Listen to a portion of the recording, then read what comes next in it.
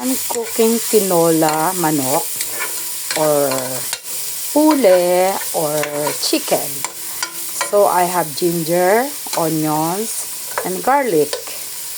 Okay? So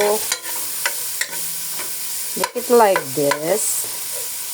On va venir quelques temps, là, un peu de temps. Voilà. On va venir un peu. Et après, on va mettre le poulet. Yeah! Et voilà. Après le poulet, on va revenir un peu. On va mélanger, là, comme ça. Voilà. Voilà.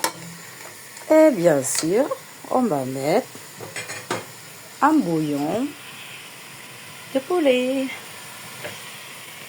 Voilà. Teka, nahirapan ako. It's difficult. Un bouillon de poulet. Un peu de poivre. Et un peu de sel. Yeah. No, hindi yan. Sorry. Comme ça.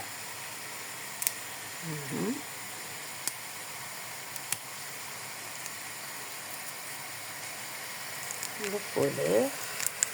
La couleur de nos cube is yellow brown.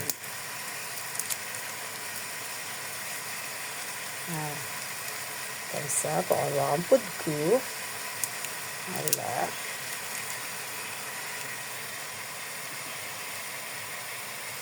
Voilà. Un peu de sel, pour avoir un peu de sel. Un peu de goût avec le sel. Voilà. Et un peu de ça pour avoir un peu de piment. Même il y a du gingembre, c'est pas grave. C'est juste pour avoir un peu de goût. Voilà. Et on va attendre jusqu'à le feu est comme ça. Voilà. On va laisser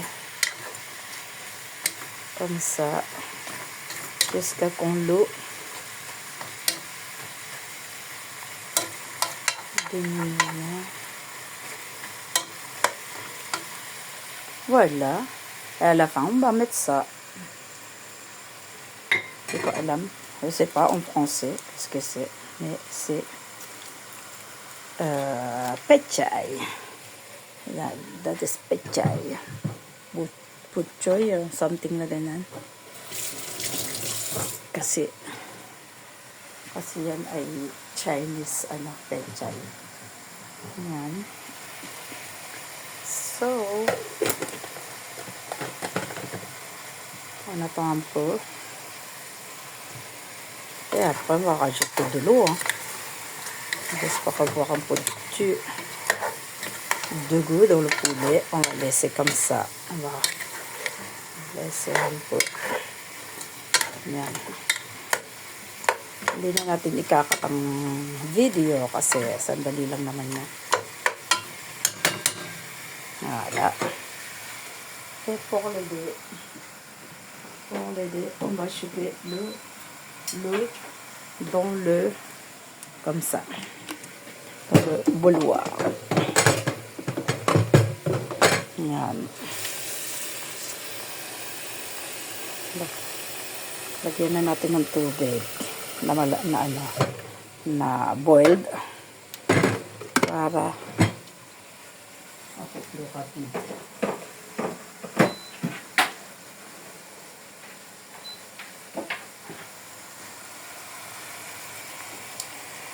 Sorry, hawak ko ang hawak ko lang ang video. Wala kasi akong sabitan ng video. Yan. Ito sa. On va le tourner un peu pour que ce soit cuit de l'autre côté. Voilà.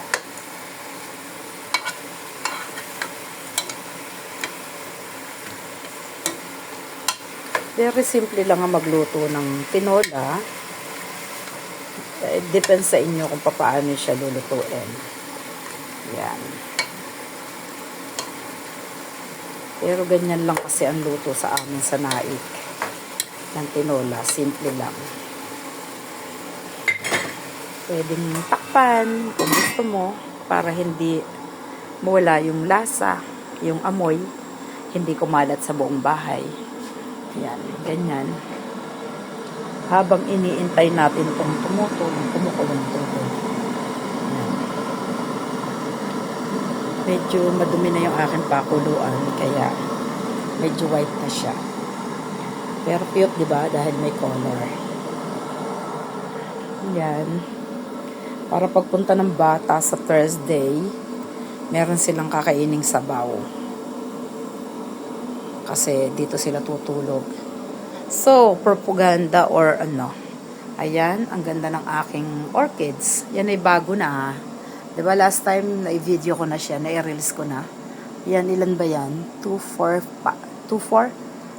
Kasi dati 7. Ayan, siya yung aking bagong flowers.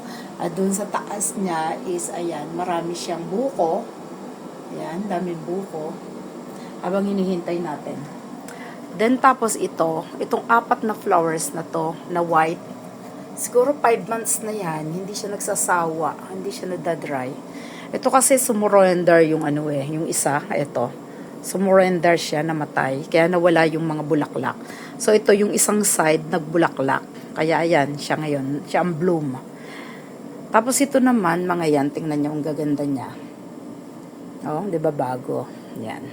Mga buhay na buhay sila. Yan.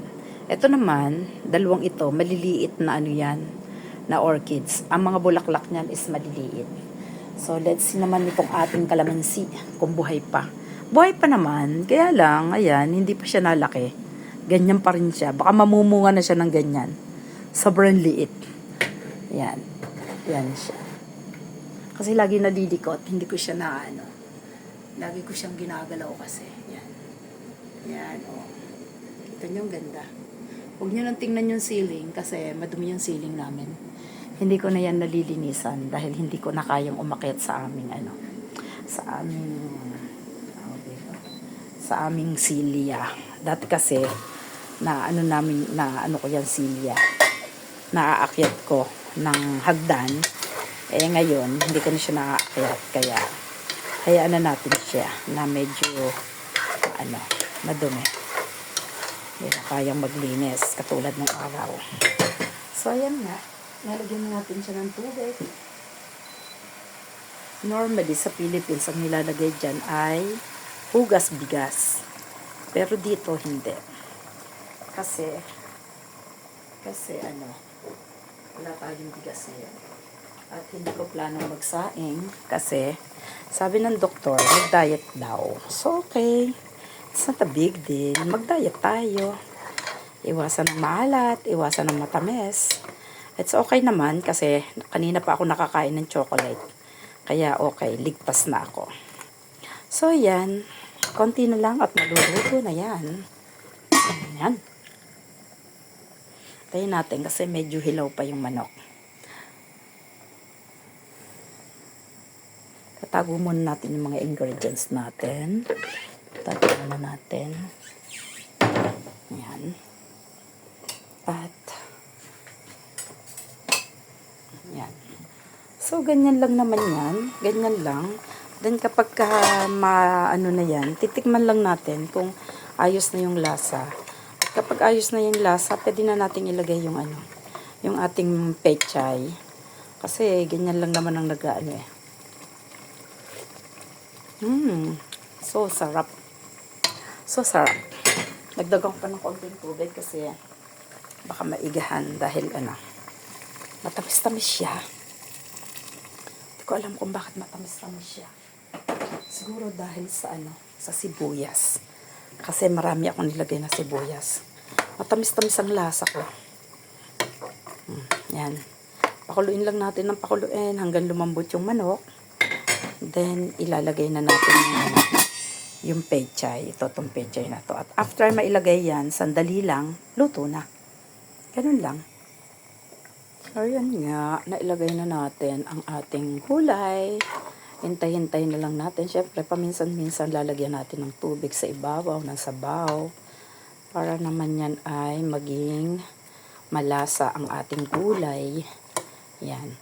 So, konting oras na lang para patayin natin ang apoy. Kasi kung hindi, ma-overcook ang ating gulay. Yan. Kunting mantika lang ang ginawa ko dyan panggisa. Kunting-kunti lang. Kasi unang-una is mamantika na yung manok. So, para maiwasan natin na sobrang mantika, huwag nating ilagyan ng maraming mantika. Kasi nagmamantika naman yung manok. So, okay na yan. Malasa na. Patayin na natin ang apoy.